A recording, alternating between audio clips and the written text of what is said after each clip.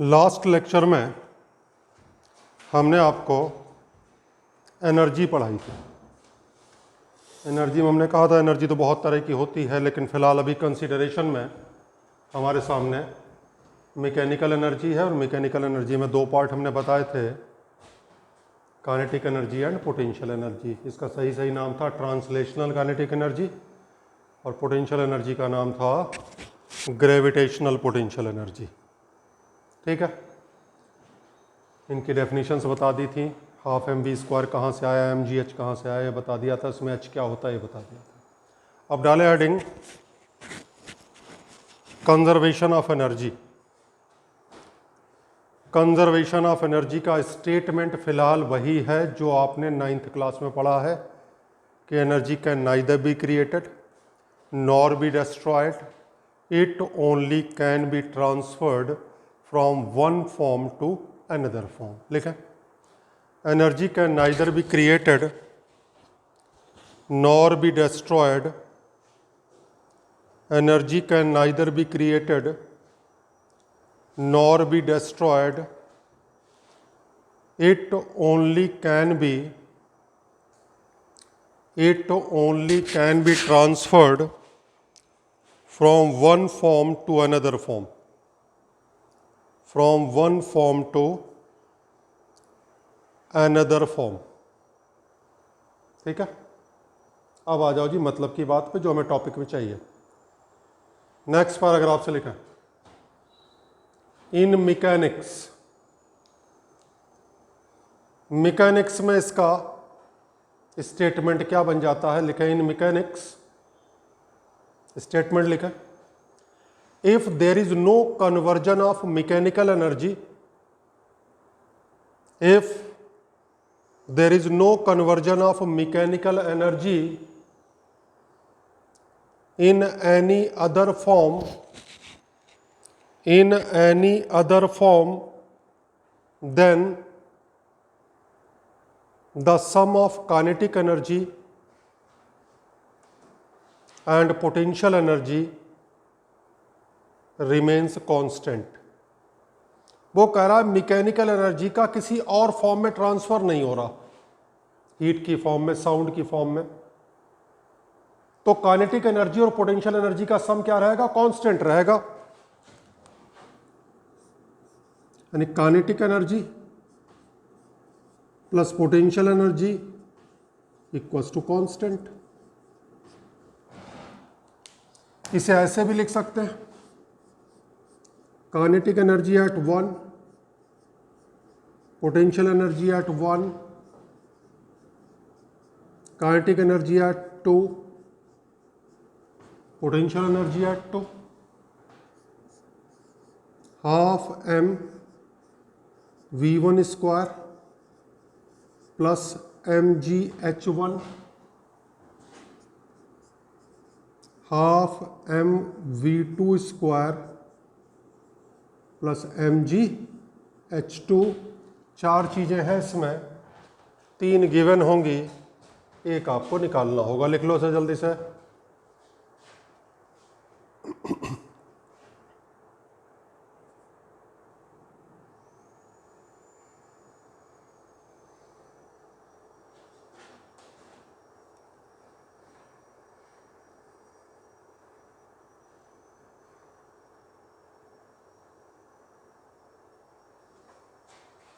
अब इसे अप्लाई करना बताते हैं।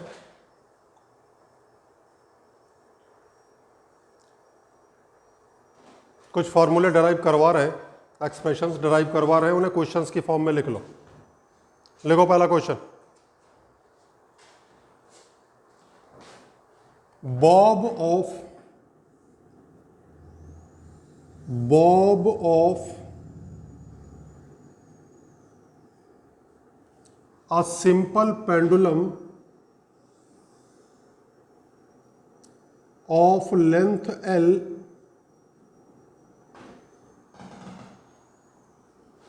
is raised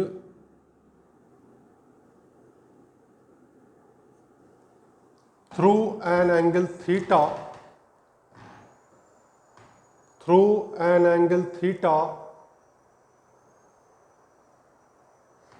and released,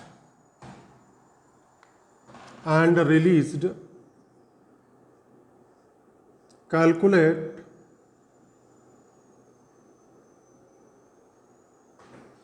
speed of the bob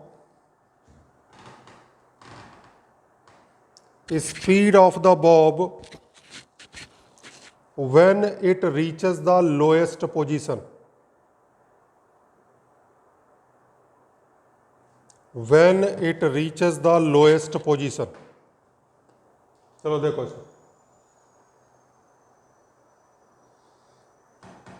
Bob को रेज किया कितने एंगल तक, थीटा तक, और रिलीज कर दिया। रिलीज कर दिया इसका मतलब इस जगह पे वेलोसिटी क्या है, 0। वो कह रहा है जब ये यहां पहुंचेगा तो इसकी वेलोसिटी कितनी होगी, मान लिया वेलोसिटी v होगी। अब हमने इस लेवल को रेफरेंस लेवल मान लिया, यानी जो भी हाइट मेजर करेंगे वो यहां से करेंगे, तो इस जगह की हाइट तो 0 हो गई और इस जगह की हाइट ये हुई।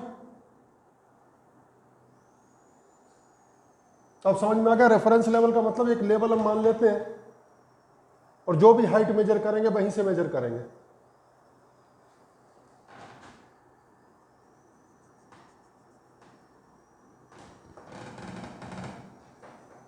यहां से एक परपेंडिकुलर डाल दिया हमने,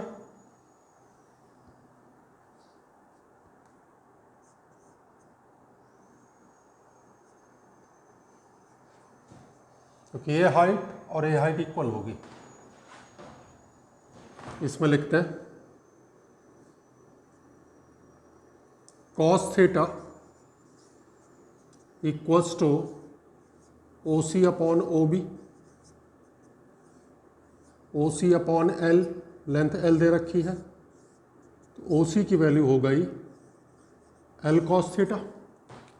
अब OC पता चल गया, तो AC हो जाएगा L minus L cos theta, यानी AC हो गया L 1 माइनस cos थीटा। तो इस जगह की हाइट हो गई H1 L 1 minus cos theta. ठीक, यहां देखें, अप्लाइंग कंजर्वेशन ऑफ एनर्जी, क्या लिखेंगे, half mv2 square mgh2 half mv1 square mgh1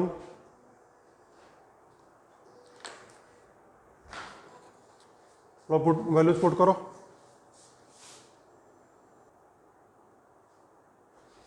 तो इसमें वैल्यूज पुट कर दो,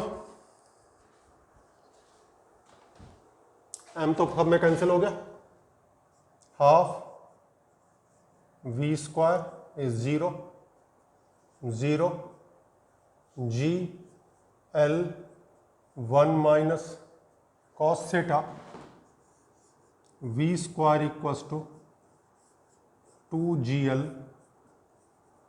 1 minus cos theta under root 2gl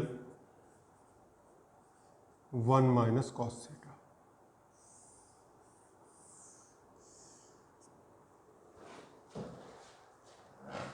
clear. अब फिलहाल इसे रटना चाहो रट लो, ऑब्जेक्टिव में डायरेक्ट लग जाएगा, लेकिन रटने की जरूरत नहीं है। फिजिक्स में कुछ भी रटने की जरूरत नहीं है, प्रैक्टिस करोगे रफ कॉपी पर अपने आप वो रट जाएगी चीज। अब इसका उल्टा question,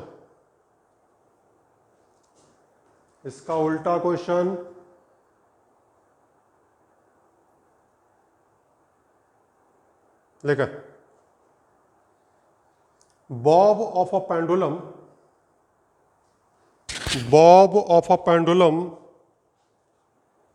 of length L is given a velocity v in the horizontal direction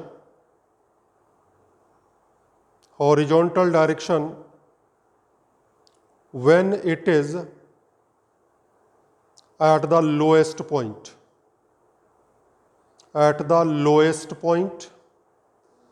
Calculate maximum angle swing by the pendulum.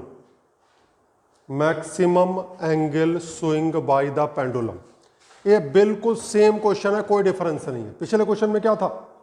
Theta was given, we निकालना था। इस बार वी गिवन है, थीटा निकालना है। रही बात 1 और 2 मानने की, किसी को 1 मानो किसी को 2 मानो, तो v1 equals to v, h1 equals to 0,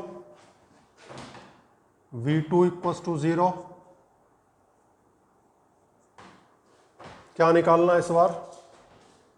theta निकालना है। तो बस नाम बदल दो यहां पे, ये आगे 1 1 और ये आगे 2 2। तो सेम क्वेश्चन है, समझ में आ गया कैसे सेम क्वेश्चन? एक में क्या था? थीटा गिवन था, निकालना क्या था आपको? v। इस बार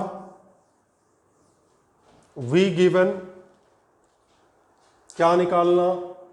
theta. v square upon 2gl equals to 1 minus cos theta. Cos theta equals to 1 minus v square upon 2gl।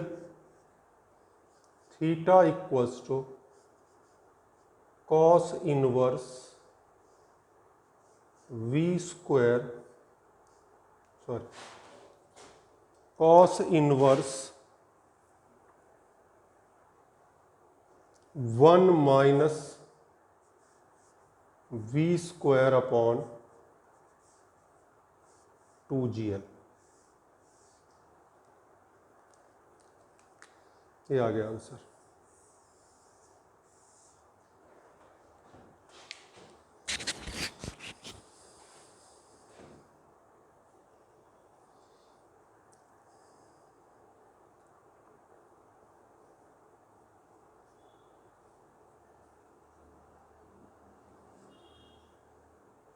ठीक है भाई?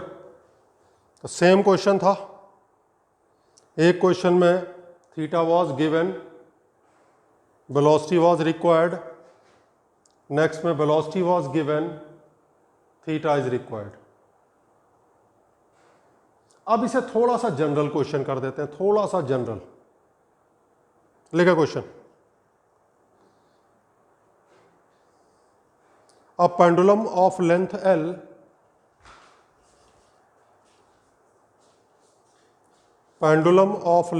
L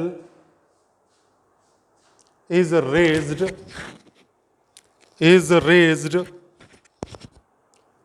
till it makes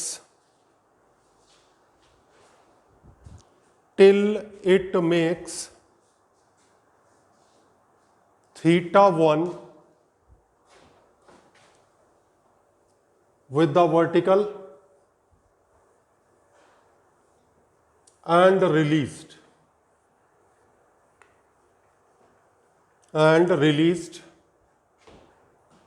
find speed of a bob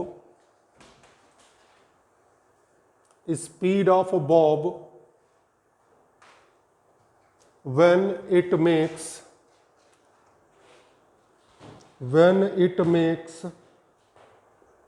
theta 2 with the vertical,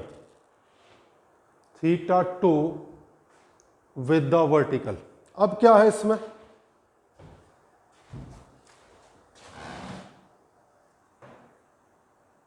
theta 1 तक उठा के release किया। अब lowest point पे नहीं पूछा, यहां पे पूछ लिया।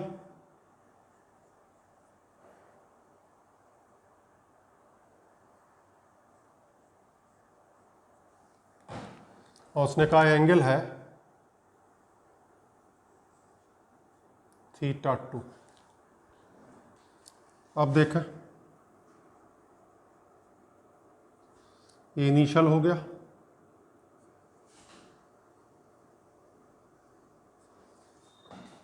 फाइनल अब ये हो गया, सी पॉइंट मान लिया, V2 इक्वल्स टू V और H2 हो जाएगा L1 माइनस कॉस थीटा 2 और ये हो जाएगा थीटा 1।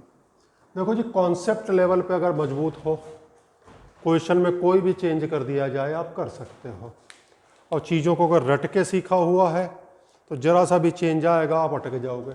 अब बताओ इसमें कोई दिक्कत थी? पुट करो, 0 प्लस m तो सब में काट दो, G L 1 minus cos theta 1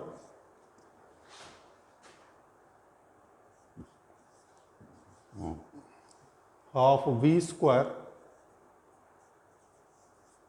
G L 1 minus cos theta 2, ये आ गया half V square G L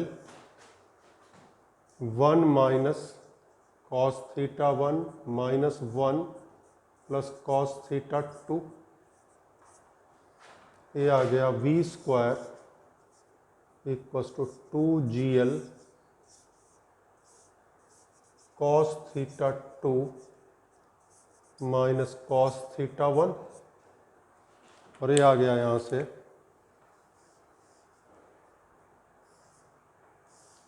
under root 2GL cos theta 2 minus cos theta 1।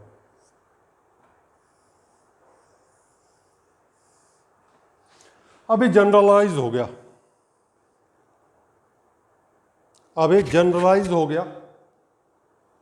अब इसे अगर फर्स्ट केस से हम रिलेट करें तो फर्स्ट केस में जो थीटा 2 है वो 0 है, स्ट्रिंग सीधी हो जाती है, और कॉस 0 क्या होता है? 1, 2GL 1 माइनस कॉस थीटा। चलो लिखो इसे भी,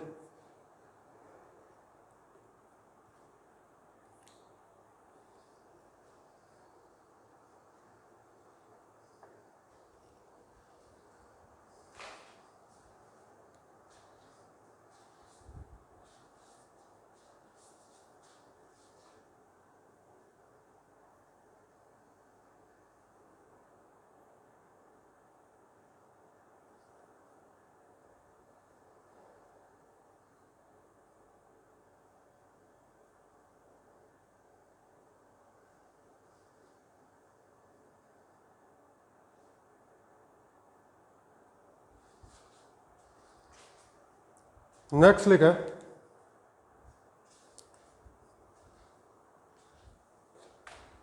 derivation of work energy theorem.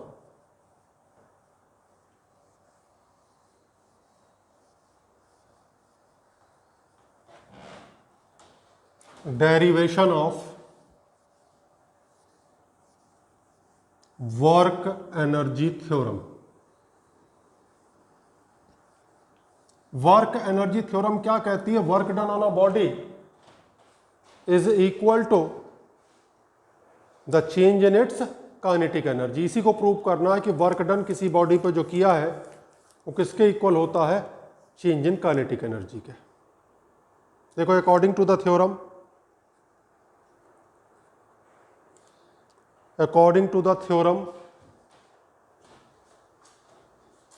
the work done on a body is equal to the change in its kinetic energy. Change in its kinetic energy. इसे प्रूव करना है। हमने एक ब्लॉक कंसीडर कर लिया, इसका मास है m, placed on a smooth horizontal surface, moving with velocity u. A force F is applied on the body in the direction of motion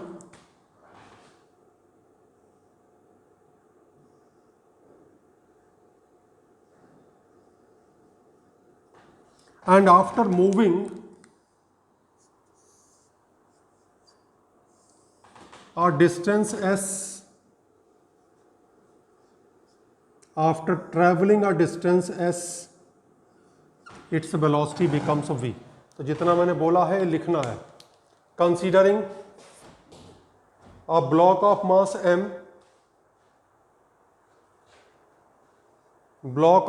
m, moving with velocity u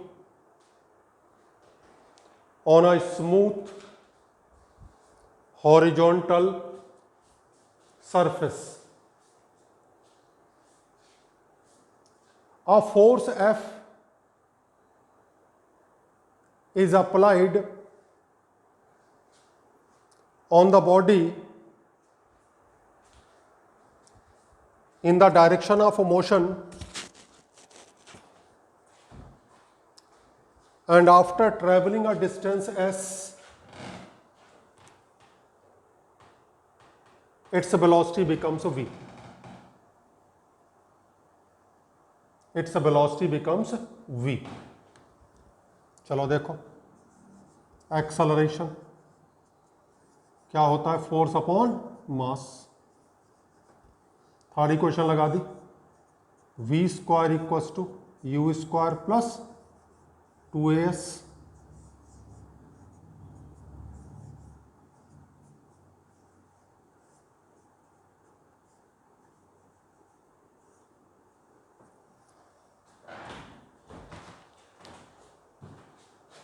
ठीक है जी.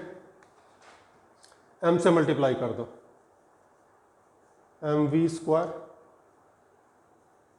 M u square 2fs, 2 से divide कर दो,